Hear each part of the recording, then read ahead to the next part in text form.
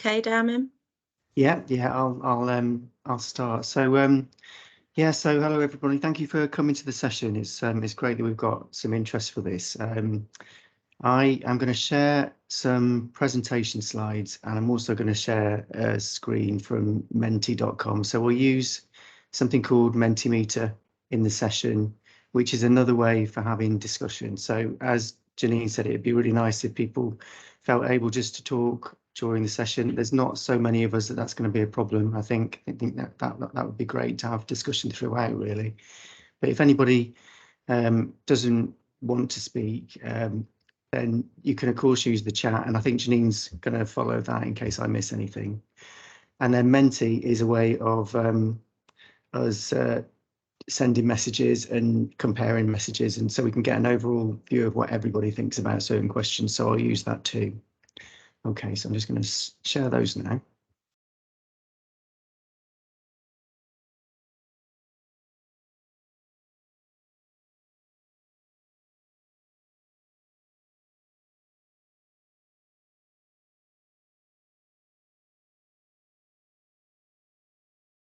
Okay. Can you see the slide here now? Could somebody tell me? Is that visible? Yeah, it is, yeah. Oh, brilliant, thank you. Right. Yeah, so as I said, my name's Dharman Jeyasingham. I'm a lecturer at Manchester University, and I'm part of my job is to do research, which is all really about social work, a lot of it about children safeguarding social work. So the study that I've been doing over the last couple of years is looking at what's referred to in the study as agile working. And I'll explain what I mean by that shortly, but really any kind of changes in practice to make it more flexible that engage with digital technologies. That's the focus of the study. And so I'm going to share some of the findings from that study in this presentation, really to see whether they're relevant for other people, to get your views about whether they reflect the way that practice has changed in your area of work. Now, this is a study that's been planned for about 4 years, but it started in April 2020. So it started right at the beginning of the pandemic. So one thing that we ended up doing was looking at how practice changed very suddenly in a lot of ways in March 2020 onwards. And then there's been changes since then, but some of these shifts to remote working, digitally enabled working, they've continued in practice since then. So it's an interesting time to do this kind of research, really, in social work. And it's an interesting time to be a social worker, but not necessarily an easy time.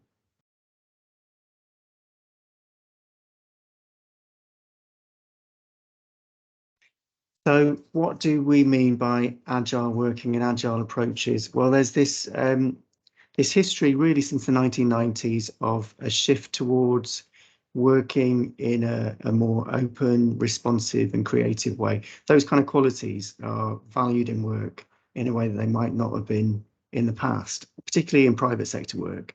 But they're increasingly, a lot of ways of working in the private sector have been imported into the public sector.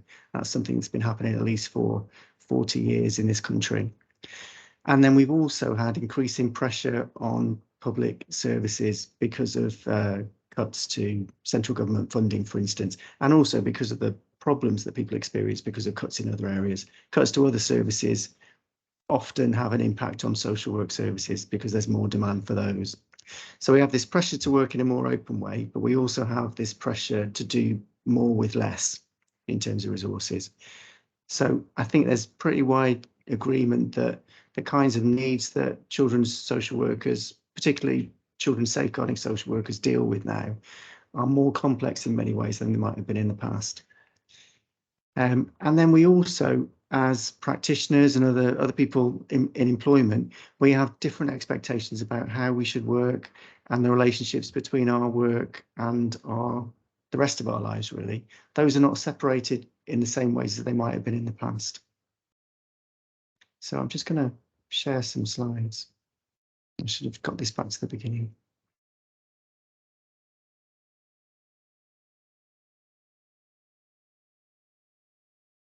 So I wondered if people could maybe we can start with a discussion on this. But what do you think of when you hear the term agile working? What does it mean to you? Would anybody like to say something about that?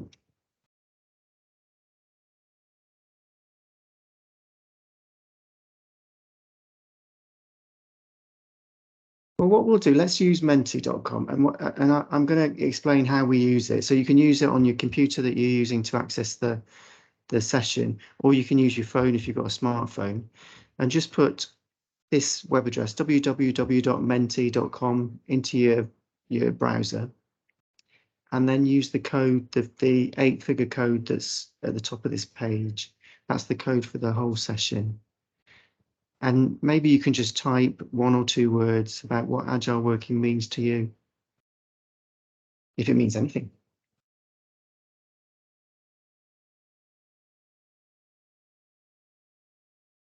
So excellent, we've got somebody starting. So as soon as you add your word, then it appears on the slide. Chris is added in the chat. Depends on who you ask. Think employers and employees have differing views. Oh yeah, that's interesting. Yeah. So so it would be interesting to add something to menti.com about what employees' views are. I think that would be very useful. So everybody can see this slide, I think, about flexibility, Yeah. productiveness, maybe.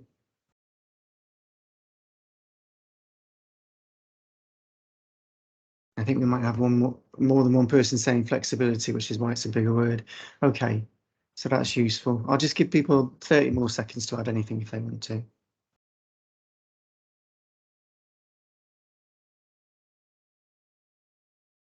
Okay.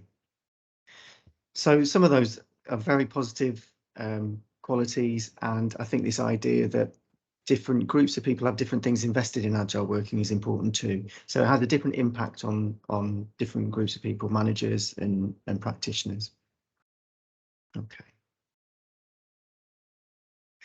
So we can talk about agile organizations, and certainly some private sector organizations are very agile. They have very few people working for them. They don't have buildings, they don't have many overheads, and they work in very flexible ways, and they do different things at different times depending on what's needed. That's a good example of an agile organization. Now, local authorities are not typically very agile. What we mean by that is they can't really change what they do in response to needs very easily, partly because what they do is dictated by law, but also because there's a whole set of buildings and employees and regulations that are attached to what they do, and those can't be changed very easily, which is a good thing in many ways. So that's a real struggle for local authorities to become more agile as organisations. They're also quite hierarchical. And what a lot of the agile working literature in business is saying is that we need organisations with more horizontal relationships, more equitable relationships between people that work in the organisation, involvement of people that work that don't work but use services in the development of services, those sorts of things. Opportunities for people to communicate with whoever they want to within an organisation. Now that's difficult for local authorities to do.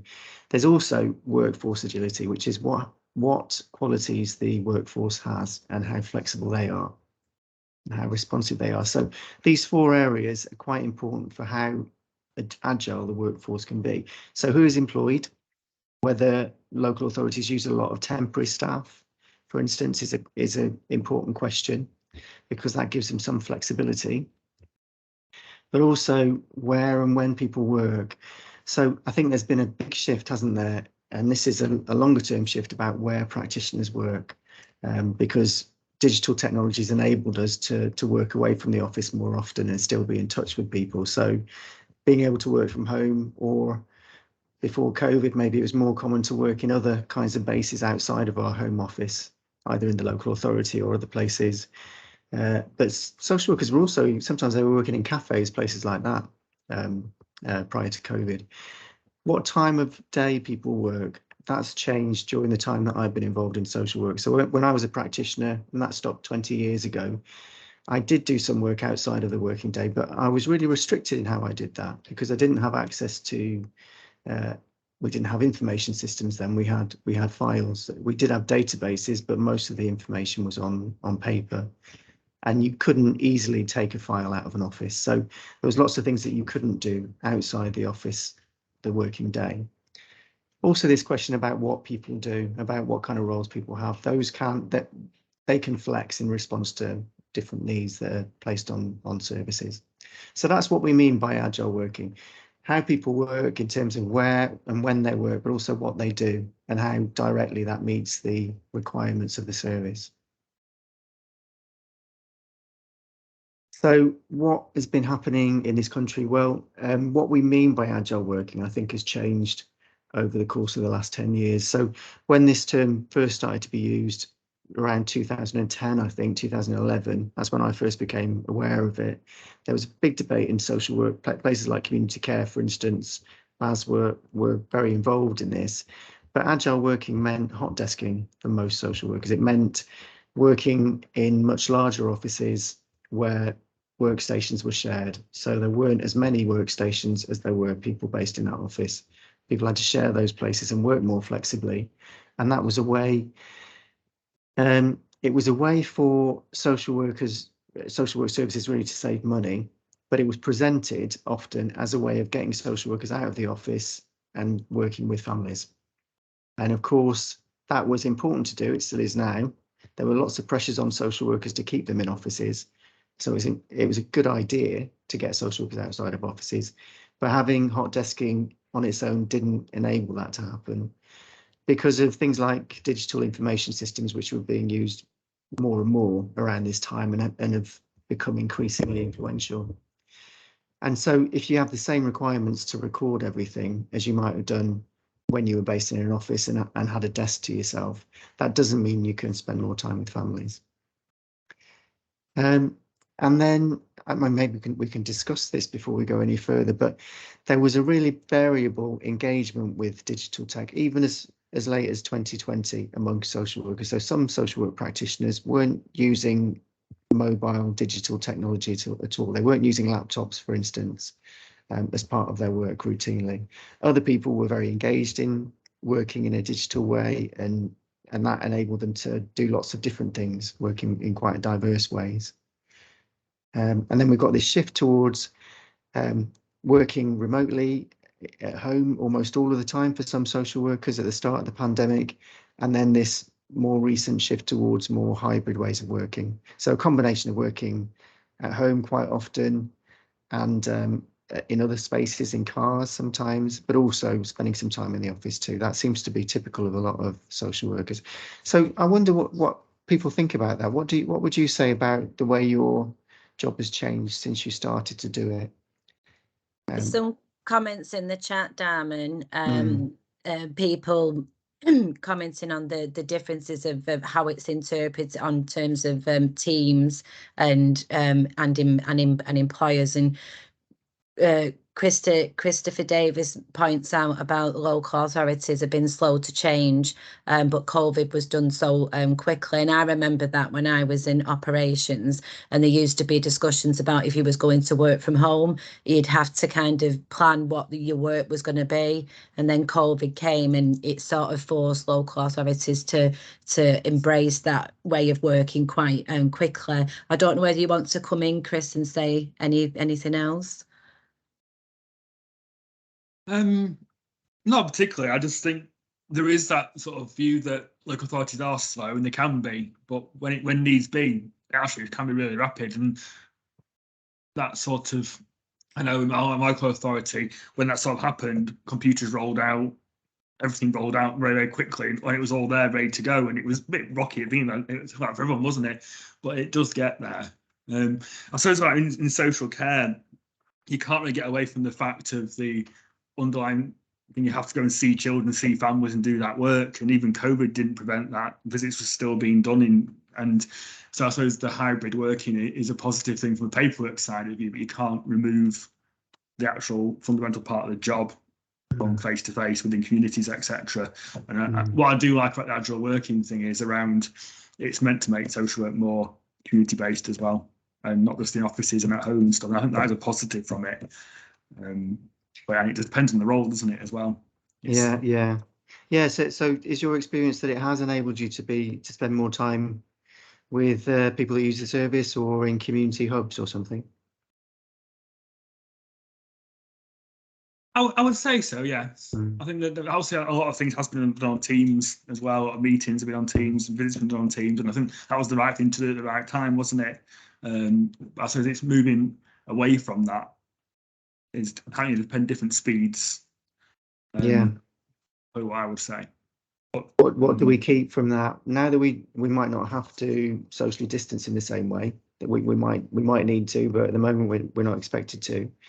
Then what do we keep from that way of working that was more convenient or easy? I mean, maybe we can go back to Menti if that's okay, because some of these questions might help us think that through. So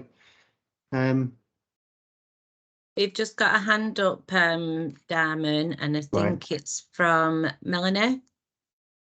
Yeah, hiya. I actually work with Chris in the same local authority. I manage the IRO team, and we're actually moving away from agile working and moving away from using Teams because we felt that we were losing that kind of personal touch with our families and with our children and young people. So the drive for us, really, for our team, has been stepping away from, using Teams and being back in the office again.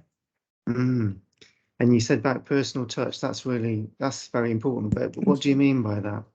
What was difficult to do on Teams? I just think it's very difficult sometimes for, if you're in a conference and you've got a family that are really distressed and really upset, you can't reach out to them in the same way, can you?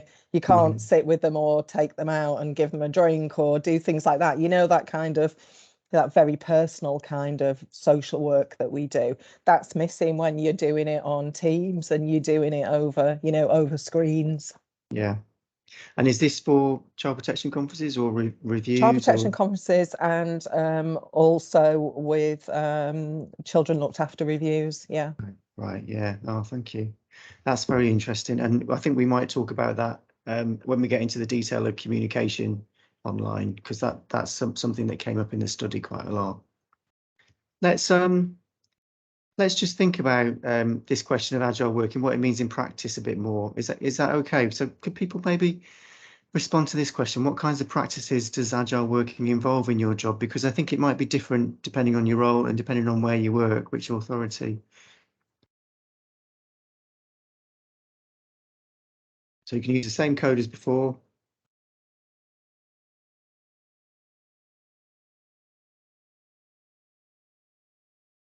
Microsoft Teams.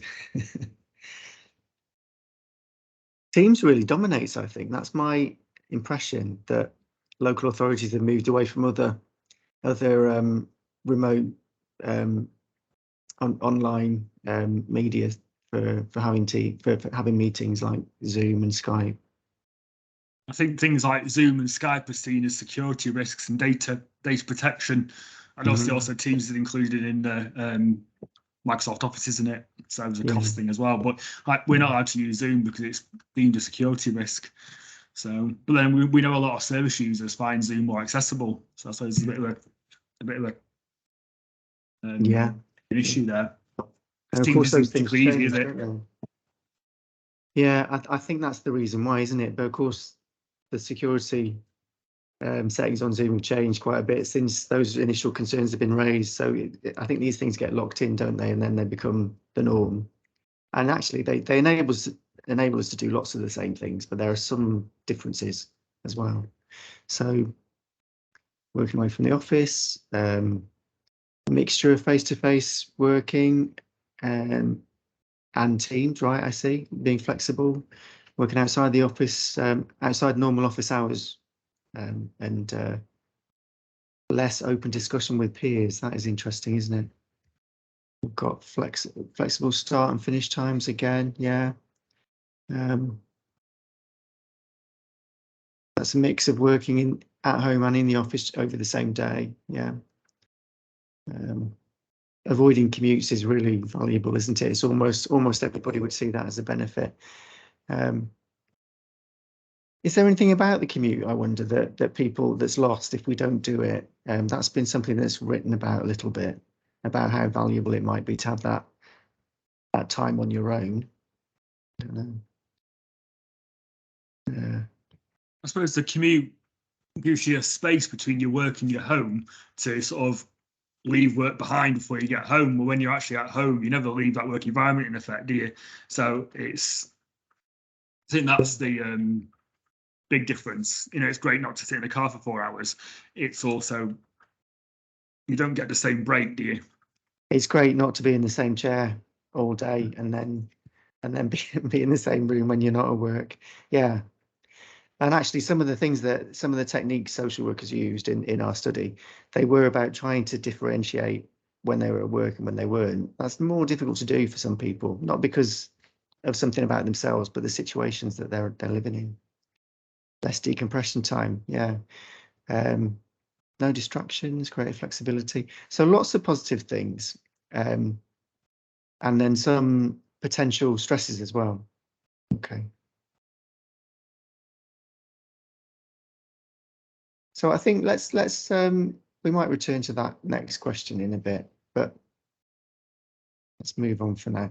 So I just wanted to make some points about remote working that I think most of us will be aware about most of these, but they're important as well. So when we think about using technology and digital technology, we need to think about this question of digital divides, about who has access to resources, such as computers and phones, also Wi-Fi networks, whether that entails a cost for people.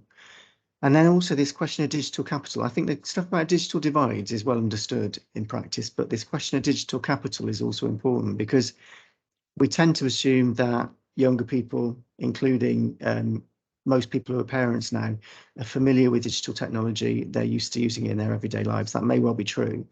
But digital capital is about who has the most to gain and lose from a shift online.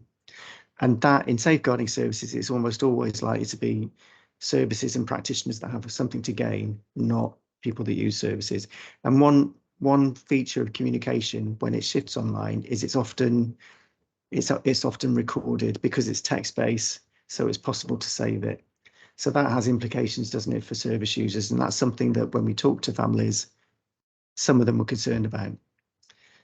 So that question of who has the most to gain or lose, what risks are involved in being digital is important. And then there's a lot of talk about how hybrid working since the start of COVID.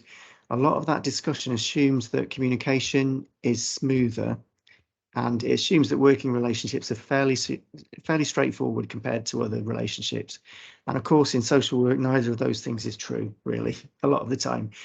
So communication may well be really conflicted. It might be difficult to communicate some things, particularly in text, compared to through speech. And also working relationships are not just complicated, but that's the medium through which a lot of work is done. A lot of change happens through relationships, so they're central to the work. And any hybrid approach to work means increasing autonomy, and that is difficult to control in any working situation, but in statutory work, then it's important to manage it to some extent. So there might be some flexibility about how we work, but what we do needs to be consistent, and that is difficult to monitor and maintain. I'm just gonna tell you a bit about the study, but before I talk about the findings, I just need to explain what the study involved, and it's called Becoming Agile in Children's Social Work. It's a study that was funded by the Economic and Social Research Council, which is a government funding body for research.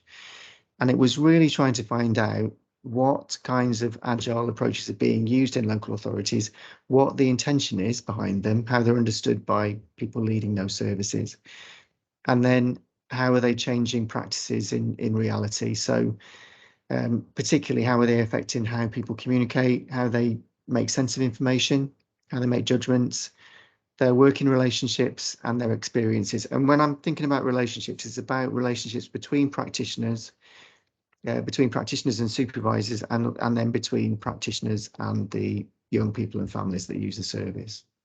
And some of your comments have already talked about those things, really, about a change in the time you have with colleagues and how you communicate and your relationships. So that's very interesting to me.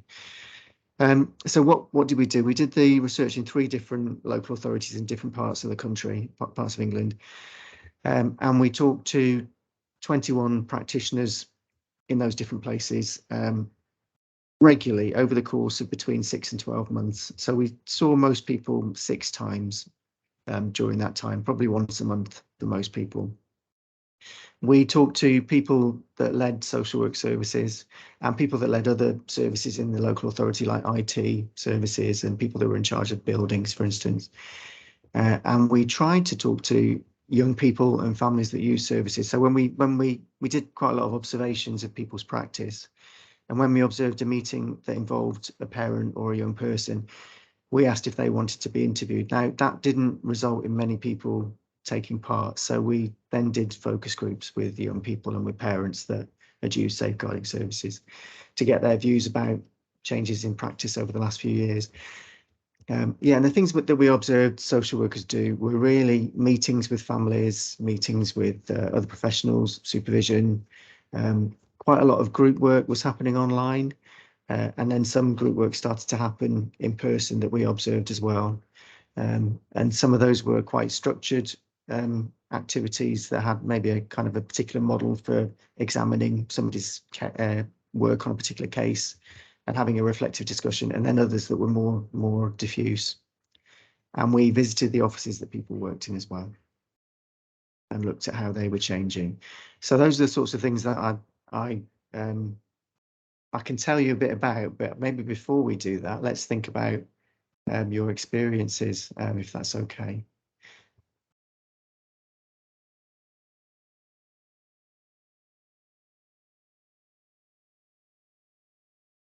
So I wonder if people want to say something about this question. You might want to just speak about this.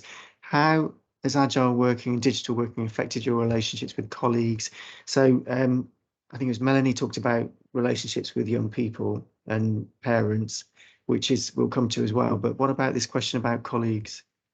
Has it changed your relationships with them?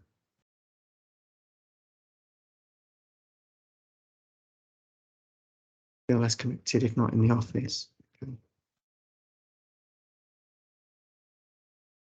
Yeah. I don't always know who is who.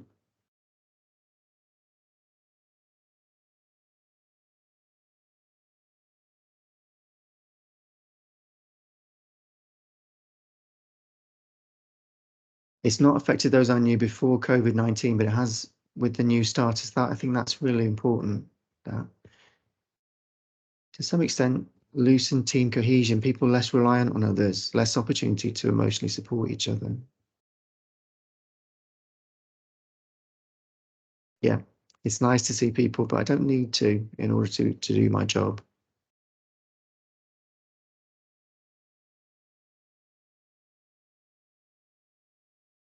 I'm not going to read everything out now. That might stop people from writing, but I think we can all follow what's being written.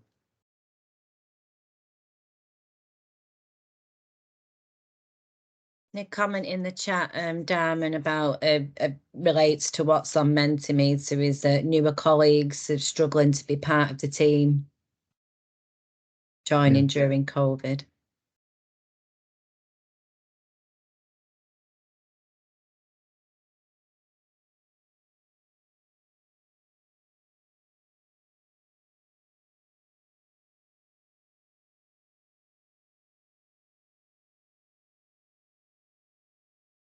I'll just give it a couple more seconds in case people are finishing off. You only get to know people on your own team. Yeah, that's interesting, actually. I think that came up quite a bit in the study. And I wonder why that is, that people are able to maintain a sense of who's in their team, but not outside of that. Is that because of things that you did to make sure you could maintain your relationship with people in the team and get to know new starters?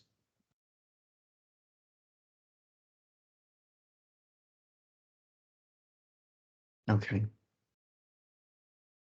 So it's interesting because when we first started talking about agile working, I think the things that first occur to us often are about what's convenient, what's possible. And those comments were, a lot of them were very positive. But then there are some things that we might not notice or expect to see that when we're engaged in working in these ways, particularly over time, become quite significant. I'm just going to ask people to think about the next question now, which is about, not that one.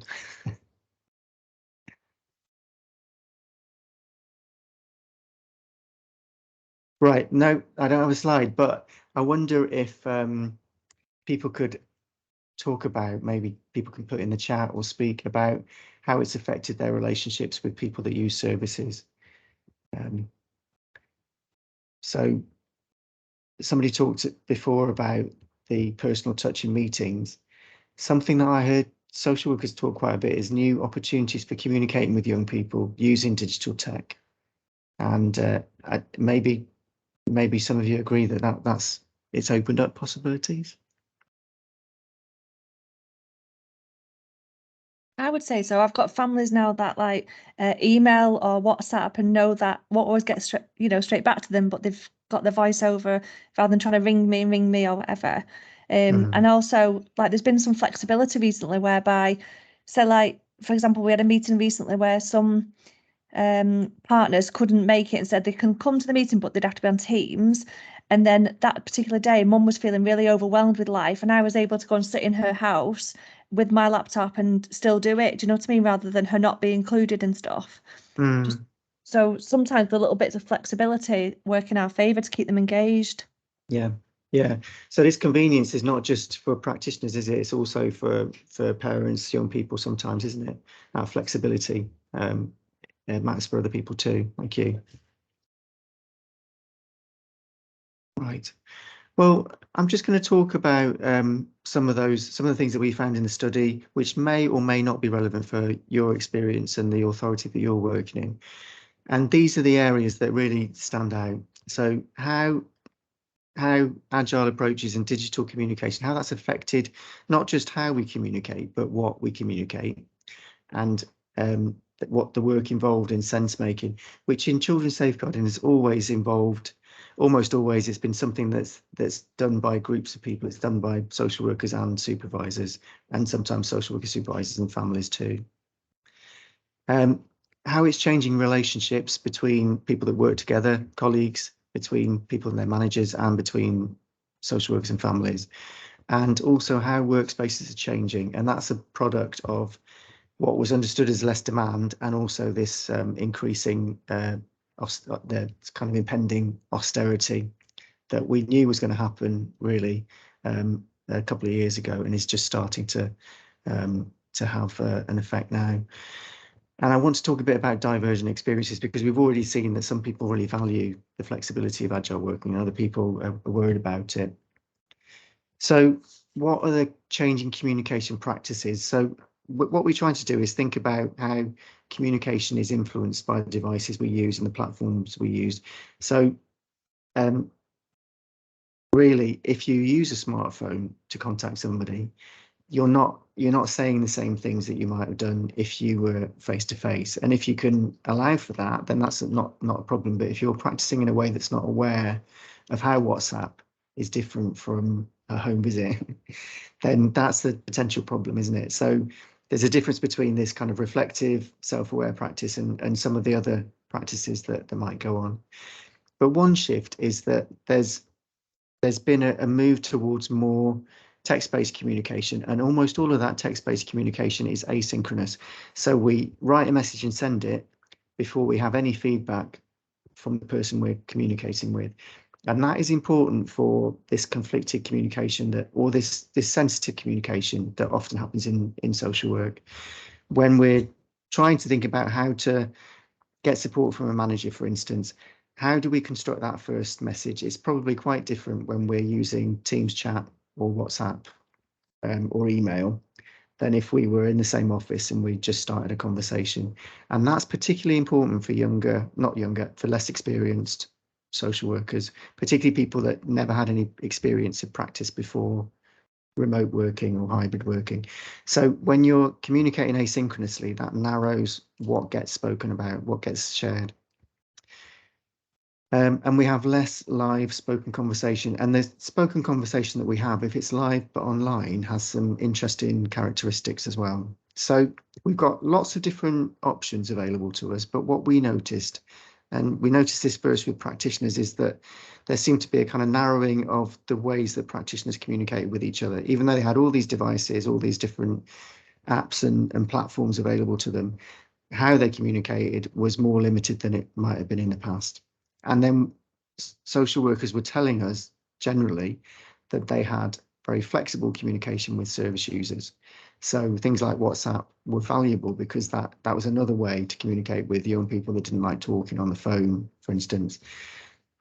And when we talked to young people about that, there was a different story really, which was about sometimes not understanding messages or being anxious when you received a written message that you didn't fully understand or you didn't have a chance to explore with somebody. And sometimes that sounded like it was particularly stressful. And the other thing is about this asynchronous communication. It still matters when you communicate. So if you're getting messages through the working day, you're at work, you're at school, and you're getting texts, that's a different form of stress, isn't it? That social workers didn't always seem to be alive to. And then we have this huge reliance on online meetings, and we've already started to talk about those and about the limitations of them. And I suppose, to be honest, that's what we found in our study, that social workers sometimes were retreating from using online meetings with families because they recognised the opportunities for people to be marginalised completely within them. But they were still using them for communication with other professionals, because there's a balance to be had between how open the communication is and how easy it is to get to the meeting. And if you don't have that ease of attendance, then some people won't come. So that's an important question, isn't it? How do we make sure that as many people get there as possible? But when you have these online meetings where there's a kind of a very tight structure to how people communicate, it's very difficult to have a kind of open communication where people are talking on top of each other. And also meetings tend to be shorter.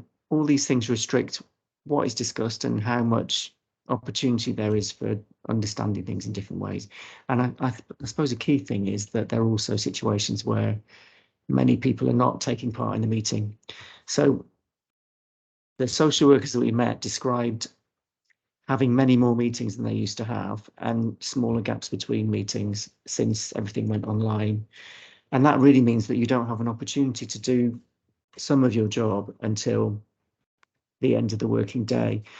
So certainly the stuff that requires concentration, stuff that requires a focus and analysis and writing longer reports, that seemed to be something that many social workers left until work had finished. They might do in the evenings, or they might do when they're on leave.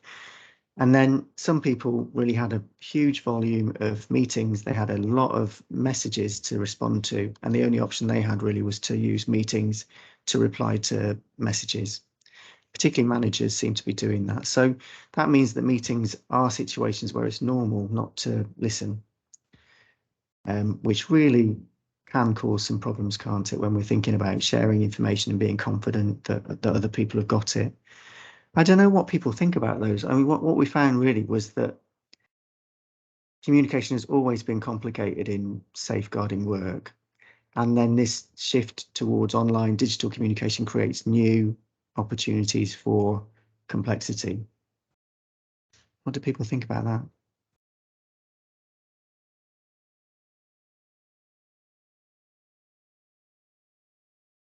If anybody wants to speak, that's great. If not, then do write in the chat.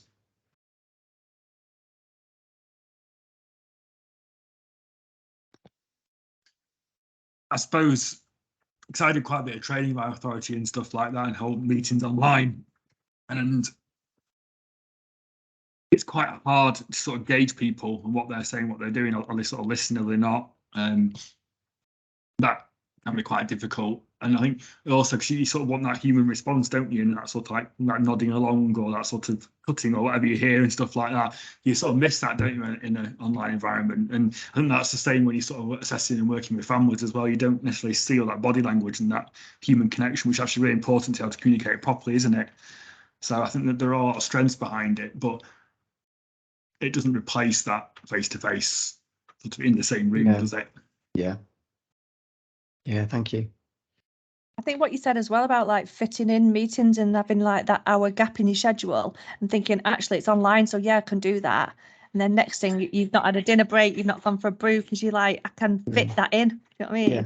Whereas in the real world, you would like thinking about distance and getting there. So yeah, pace of work for us, is really important, isn't it? I mean, in one of these authorities that we did the research, and it was a more rural authority, people started attending meetings while they were driving. So that was, I think that stopped while we were doing the research, but that was, people felt a pressure to be available at all times. There's no kind of modulation of the working day. Thank you. Did somebody else start talking then? And I talked over. Sorry, it was me, it's Melanie. I was just thinking about child protection conferences, and actually using Teams has meant that we get better attendance from professionals because it's easier for them to, you know, do the meeting and then go straight back to their job as a school teacher or whatever. And then they can come back, you know, 2 hours later and do another meeting over Teams. In the past, that would have meant them traveling across town and, you know, spending 2 hours sitting in traffic and doing all of those kinds of things. So for us, that kind of remote working has been more helpful. But we've decided to make that decision to move away from that again and have people coming back face to face, because we think the benefits of face to face are far better really for us. And that's about the connection, isn't it? And is it also about being able to discuss and make sense of information? It's an important part of I think so. Yeah. I think all those things that have been mentioned really. Yeah, thank you. What about this shift towards more written communication? Are people feeling that has some opportunities? I mean, one thing that social workers said a lot is that when people don't pick up the phone, at least you can text them. So it does enable some forms of communication, doesn't it? But are there any other problems that it causes as well as the ones that I talked about? Sorry, Dharman, I think somebody had the hand up then. I didn't quite catch the name. If you had your hand up, do you want to come in? I think you're on mute.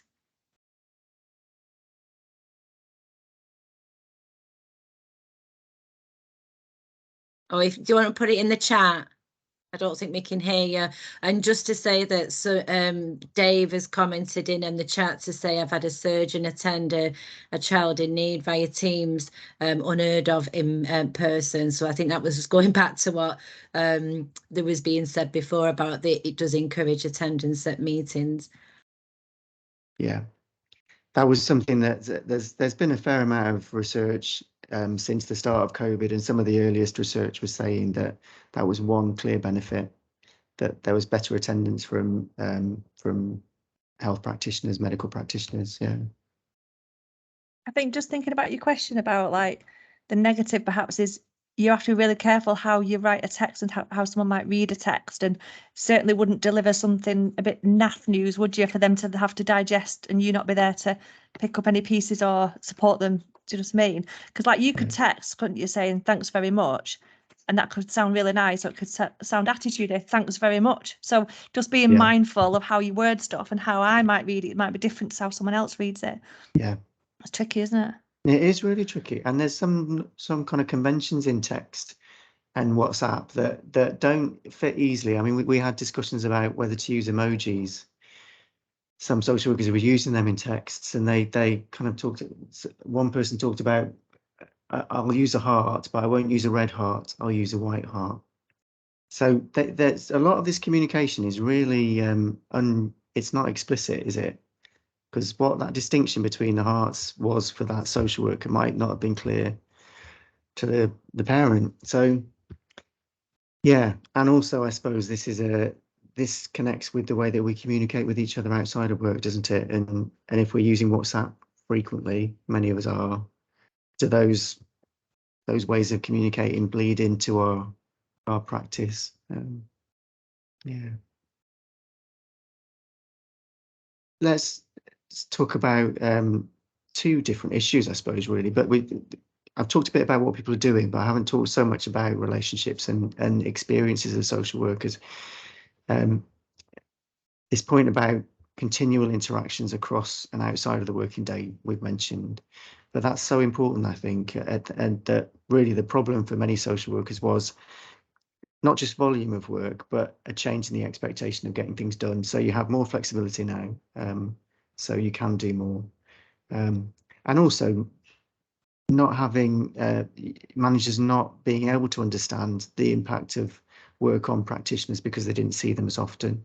So not getting a sense of when people were overworked and really having to rely on other kind of metrics like how many cases people have got, which are not really a good indicator about how busy people are. There's lots of evidence that social workers don't have the same relationships with their colleagues within teams and across the broader authority. That's much more difficult to sustain. Teams are trying to do that in different ways. Things like WhatsApp groups. One of the consequences of that often is that you just get too many notifications and you mute the WhatsApp group. But there are only certain things that can be shared in a group chat as well. And all that means is that there's this kind of increasing expectation, particularly for less experienced practitioners, of what their manager can do for them. So that's the situation often where people are learning all that stuff that might have been happening incidentally in offices through conversations or just watching what other people do, that now is more likely to happen in a supervision discussion. And of course, discussions in supervision can be really valuable, but they don't model good practice as effectively because you're not watching somebody do something, you're talking about it. So there's some things that really can't be replaced by just being around other people when they're taking phone calls, for instance. And we did find quite a lot of evidence of opportunities for confusion, things like text messages and marginalisation that wasn't apparent to social workers, but it was really felt by parents. So things like this whole process of being in a Teams meeting when you're using a dialing connection, which was happening a lot, I think, in the pandemic, in the first part of the pandemic. People being dialed in by the chair into a meeting, not being able to see anybody else that was in the meeting, not having any information about who was there, but just hearing sound. So it's really difficult to take an active role in those meetings. And then, of course, people are leaving the meeting before the meeting actually ends. But there were some ways where some social workers were using online meetings and other kinds of tech to do things in more creative, participatory ways too. So things like having a meeting that involved members of the family, but really responding to young people's wishes to take a more active role by making sure they could use their own device to take part in a meeting, maybe being in their bedroom, a parent downstairs, both people taking part, actually meant that young people and parents both participated in the meeting then. So that was very interesting for us, I think. Okay. Yeah, so I suppose this picture is really about reflecting the change in social workers' experiences, some practitioners' experiences. So we found lots of people doing longer working hours, particularly working later. And we found that some people were working constantly, really. So there's at least one practitioner who was working so much that when she tried to sleep, she couldn't sleep. Or she was waking up in the night and then she was thinking, well, I'm not going to get back to sleep. I might as well do some more work. So there's this potential, isn't there, with remote working, home working, for work really to take over everything. And that's not just about the times that we work, it's about the spaces. So lots of practitioners, particularly newly qualified practitioners, they shared their living space with other people. They didn't have a separate part of the home that they could use just for work. And so they were working really when other people were watching TV. They were working in bed when they were with their partner, those sorts of things. And some people were working when their housemate was also working at home and working for a different authority, but two people, both social workers, working in the same room. So there are lots of questions that haven't really been explored fully yet, I think, about questions of confidentiality that are raised by home working. I don't know what people think about that. I mean, it might be that most people are able to manage that, but we certainly came across people who they might have been in a different room, but when they finished a meeting, their partner knew what had gone in that meeting. They knew that it had been a conflicted meeting. What's your experience?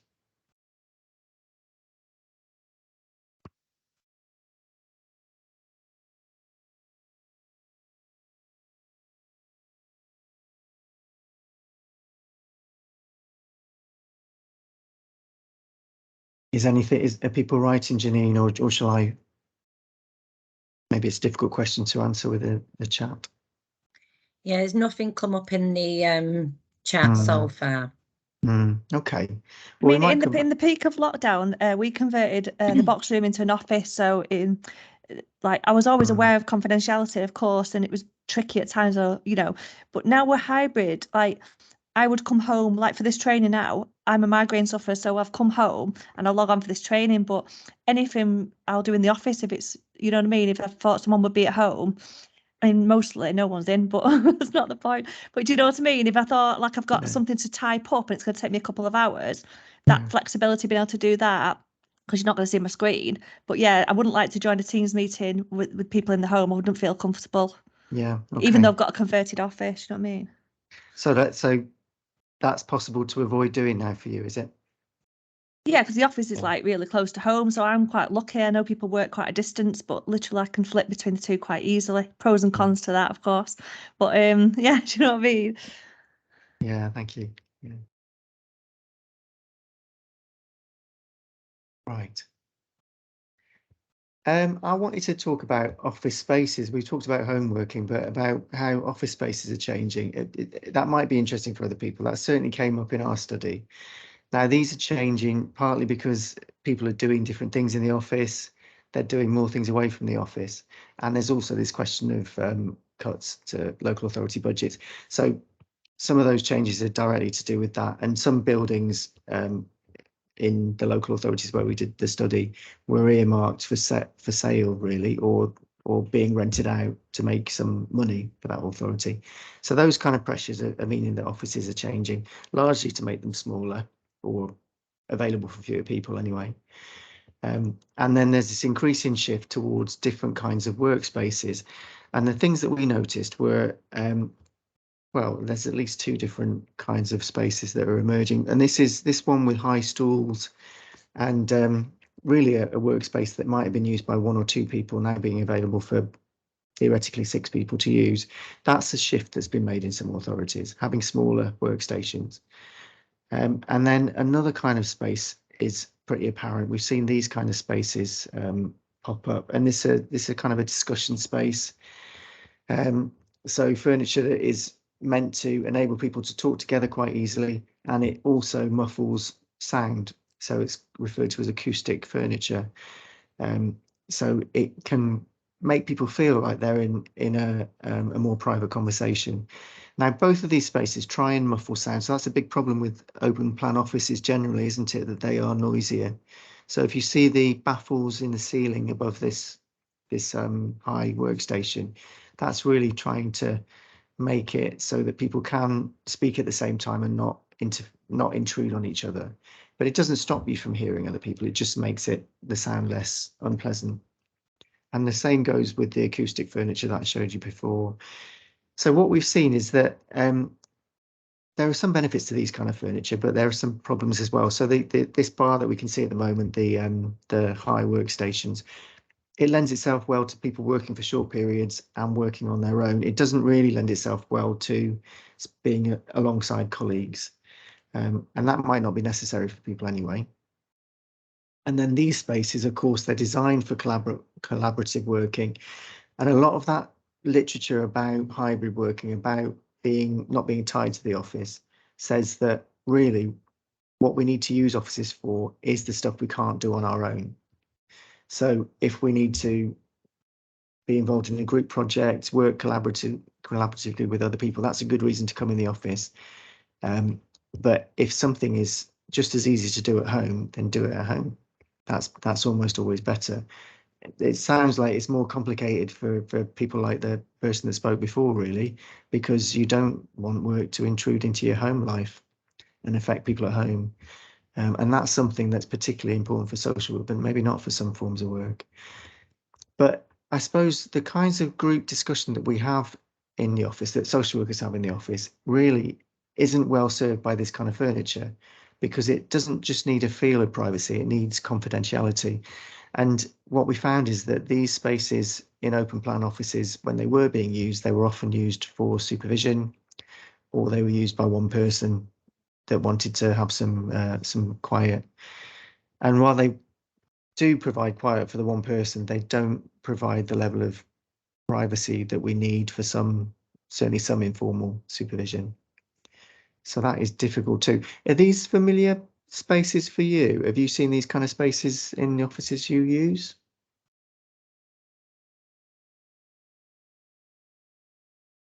Just a yes or no might be useful. No, we just have rows of desks, just banks of desks with some wheelie chairs and some not. And then there's about 3 rooms that you can book into for some privacy. Okay, so small rooms that can be booked. Yeah. But not enough. Well, that's the... Wish we did have them. They look quite nice, them, what they're called, acoustic furniture. Yeah, no, good. Yeah, I mean, it's not something you want in your house, but it's quite, yeah, it's not offensive, is it? There's a couple of people in the chat that say yes, they've seen this furniture. I don't know whether any of you who put yes in the chat want to come in and tell us about it. How is it being used is an interesting question, I think.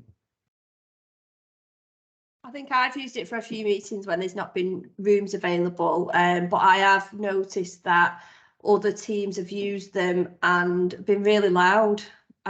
So I've not been able to work because I can fully hear people's conversations in there. So I'm not quite sure how much they work. Yeah, yeah. How much the spaces function well. Yeah, they don't provide confidentiality at all, do they? Or even make work spaces easy to work in. Okay. Well, I suppose one thing that's emerged is we've talked about how we're working away from offices more often and online more often. Well, that does take some pressure off offices, but it also creates a new kind of need for offices, doesn't it? Because we need, when we're in offices, we do need to take part in online meetings. And that's a real problem when those take place and people are sat at their desks. But that did seem to be common practice in at least 2 of the authorities. And that's understandable because there just aren't enough individual rooms for one person to work in most offices, in most new offices. And I suppose the other thing is that there weren't many rooms available for 2 people to meet in private either. So in some of the newest offices, then when those rooms were available, they had glass doors and walls, and those aren't, again, always the kind of space that you want to be in when you want to have a formal supervision session. Okay, so yeah, I'm just going to talk about this, the findings really about office spaces, and then there's one other issue that I wanted to share from the findings. So what we found is that offices seem to be quite important for most social workers, or at least some social workers in every authority, in terms of having a sense of belonging. And even if social workers didn't rate them as important places, they did seem to help people get an understanding of where they existed in a wider service.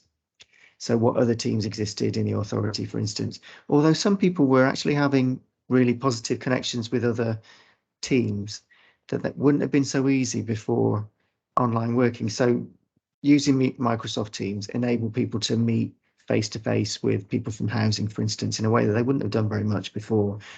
And it's more difficult, isn't it, to have a conflicted relationship with a housing officer when you're both at home but speaking to each other on Teams, and you can see each other. That created some opportunities for more connection. What we did find in 2 of the authorities was that there'd been a shift away from protected office space for social care, or I should say for children's safeguarding, because not everybody worked for the local authority, but they might have wanted to work alongside people in the local authority. But there'd been a shift away from private space towards hot desking spaces where social workers had to sit next to anybody else that worked in the authority, and needed to be based in an office. And that meant that they didn't know those people. They didn't know whether they were connected with the family, and they, of course, wouldn't have been able to know whether they might have been affected by what they were hearing. So there's certainly an issue around confidentiality. It's very difficult to maintain confidentiality with these new arrangements.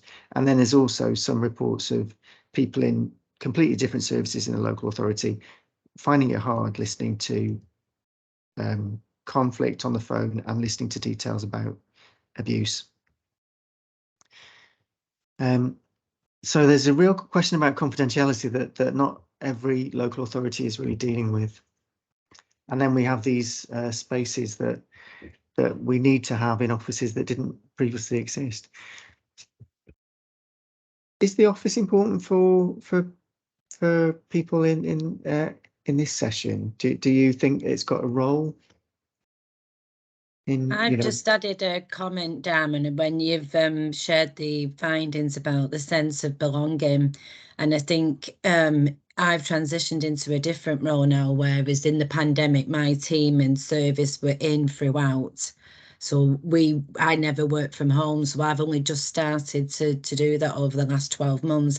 So I can really resonate with the feeling of that at the minute of not belonging, because before you was in a team, there was always somebody to, talk to, or it's those small opportunities, isn't it? Like when you're going making a cup of tea, or you're moving around the office, that you might just catch somebody, or when you get off the phone, there's somebody mentioned in the chat being able to turn around in your chair and, just debrief with somebody. And I think you don't have that in the same way now in how when you are working from home, or even with the offices, because not everybody's fully in. Yeah. Is that other people's experience? I'm an apprentice social worker, so for me, obviously, I do like really good learning when I'm in the office, because I might be sat near. So a bit of me really wants to, like, you want your own desk and you want to know you've got your drawers and stuff like that. But actually, you go in and depending on where you sit, I might learn from someone who's had 15 years experience, or I might learn from an ASYE on the next day, and just my learning increases. So that's what I gain from it. Do you know what I mean? So you connected with more social workers than you might have done if you were in a much smaller office with your own desk. Yeah. I mean, I've just moved teams from IRT to safeguarding, so I'm getting to know people again now in a different sort of environment and that. But no, it's been really good to sort of mix with different people. Good. Slightly different perspective. I'm not a social worker. I work for the Safeguarding Partnership in my authority. And being in the office, the things that we have to discuss on a daily basis, the things that come across our desk, you need to be able to communicate with the people in your team, because you cannot communicate that to anybody at home. So you need to be able to have those conversations, and you just don't do it by email. You don't say about the things that are affecting you. You don't say about how, and nobody can see it in your face either, how something's affected you. So nobody can do that checking in, and you can't check in with anybody else. And knowing what everybody else has got on in the team, we do now work 2 days in the office, where everybody has the same 2 days in the week to work in the office. Right. And the rest of the time, it's entirely up to everybody in the team, whether they're in the office or based at home. It's really important, and it's really important that we have that time where we can speak to each other during those days, just to do some of that offloading, and because you become desensitized to some of the stuff, but some of it you internalize, and you do need to speak about it. Yeah, you might not be aware whether it is affecting you without having that opportunity to talk and for people to know how you're working. And do you find, if you don't mind me asking, you've got those 2 days where you're together, does that mean that you can communicate more openly when you're not together, or not? When we're not together, it's difficult. So we have some members of the team where we've been here a long time, and new staff as well. So it's easier with members of staff who have been here a long time, and you've had that opportunity to just work in the office previously than it is with newer staff. But it's something we're trying to embed as a culture, is that more open conversation, and almost like an open door policy via Teams that you can just dial in if you can see somebody's available on Teams, that you can just give them a ring and have a chat. It's not something that's translated easily across to new staff, but it's something we're working on. Right, yeah. Oh, thank you. Yeah, one of the authorities that we did our research with, they were trying to bring teams in on different days, not 2 days actually. They only could do 1 day, but they wanted people to sit together when they were in the office with their other team, and then that same load of desks, that same strip of desks, will be used by a different team the next day, and so on.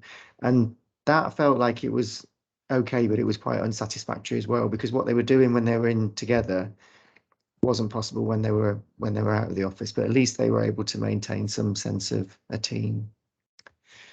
The last thing that I just wanted to cover is really about how this more remote way of working, more flexibility about how we work, has different impacts on different groups of people. And what we found is that more experienced social workers who particularly had specialised roles had a lot to gain from the increased flexibility about when and where they worked and how they worked, and less experienced practitioners, particularly ones that had quite an open role. And I think children's safeguarding social work, whichever bit of you do, is often very open, isn't it? It's that you're dealing with lots of different situations, particularly when you're newly qualified. They feel like they're very different from what you've done already. So these kind of expansive work roles are not well suited by more remote working. So we certainly talked to some really experienced people who did, they might have a job where they were only doing very complex assessments. They might have only really been working with people who were subject to care proceedings, young people that were subject to care proceedings. So children were generally in placements, in fairly safe placements anyway.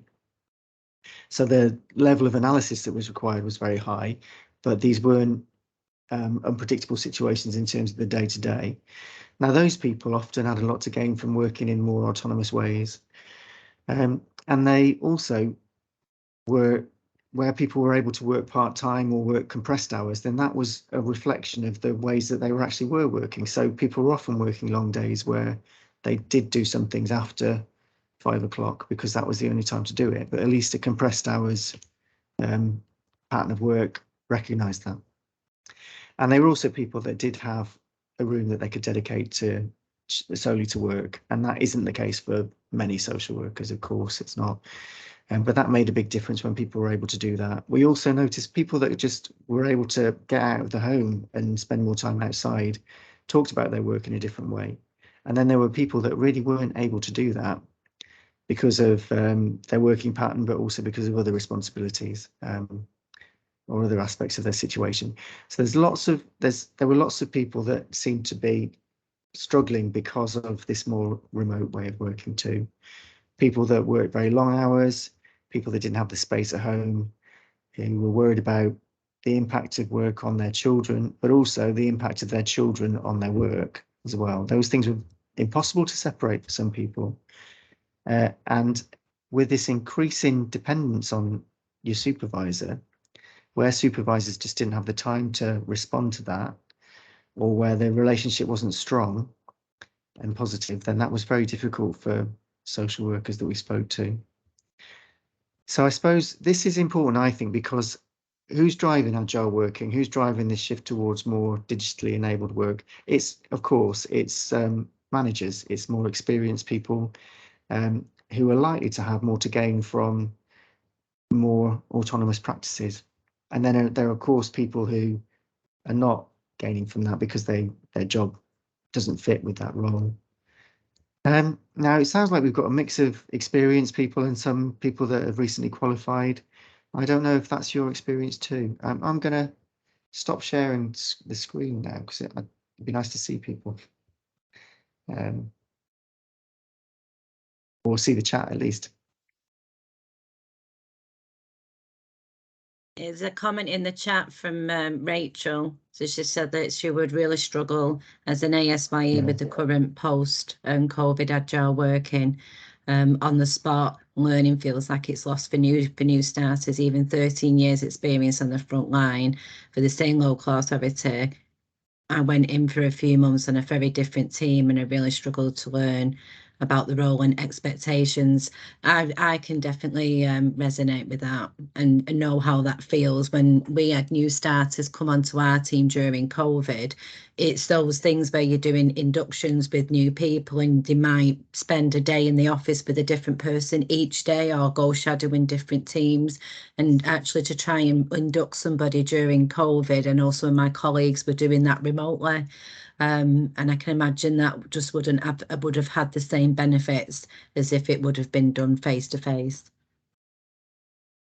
Yeah. Rachel, is there anything that you want to say more about that? Sorry, I'm just putting a rice cake in my guys. What was I don't think so really. I think having done it for a while now, but then being on a very different team in a different kind of local authority, I found that really difficult. So in terms of that agile working and people being able to make their own decisions about the way in which that works for them, in terms of kind of things like work-life balance, to go along with that, and that flexible aspect of working, meant going on to that different team. I spent 7 months on there and didn't feel part of the team at all during that time, which made me then think about, having been a practice educator as well, how on earth are our students, ASYEs, new starters, I'd honestly credit to them as if they're getting through a social work degree at this time, because I think that's incredibly difficult task for them, because there isn't just somebody there to just learn from. Hearing those conversations, those telephone calls, the processes and policies, and kind of muggling the way through it, really. If nobody else is around to ask, or if they're at home, who can they ring? Well, I won't ring such a person, they might be busy. So yeah, I think because I've experienced it from two different ways, if you like. I think on one respect, that agile working, flexible working, being able to fit in with one's life is a real pro of that. But I think in terms of newly qualifieds and new starters, equally, there's a lot lost there for them in terms of learning and feeling part of a team. Yeah, thank you. And I think we've got a comment from, I'm sorry if I'm saying the name wrong, but Mahina Bashir, which is saying the same point about students' experiences, isn't it? There's some things definitely being lost, particularly for people that haven't experienced that working situation before. Yeah. Some people like open plan offices, and Andrew isn't the only person that said that. So there's something about those spaces that works for some people, or certain kinds of work. Yeah. Okay. Dharman, could I ask a question? We've spoken a bit about how agile working's impacted people's mental health, and their kind of general mental well-being. I wonder, did you do any information gathering about people's physical health and how that's been impacted by agile working and working away from offices and things? I know myself, just setting up in my kitchen with my laptop and my kitchen table and my kitchen chair. Yeah. Initially during COVID, I had a really bad neck because of the position I was sitting in and things, and not getting up and walking around and all of those kinds of things that you do in an office. Definitely had an impact on my, my physical health. Yeah. We didn't ask specifically about it. We asked quite broad questions about people's experiences, but it came up. People talked about knees, backs, eyes. And we asked people to photograph their working environments. And when we saw what they were like, they were so different from the kind of spaces that we're expected to work in offices. So people are using, by and large, are using laptops. I'm using one now, and they're not good for your neck and your eyes. They're not at the right level for a start. So I think we might see problems emerging because of those things. Well, people are already experiencing problems. That's very important, isn't it?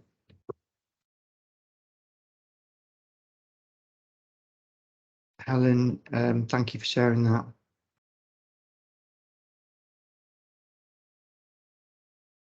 Right.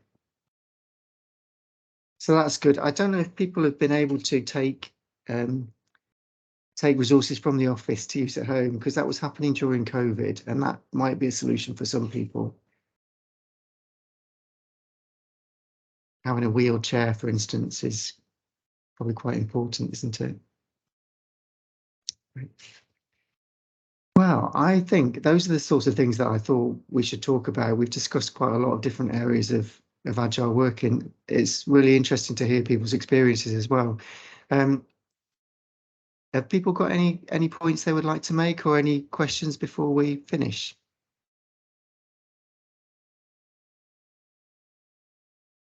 Okay. What do you think, Janine? Should we finish the session there? Yeah. I'll stop recording now.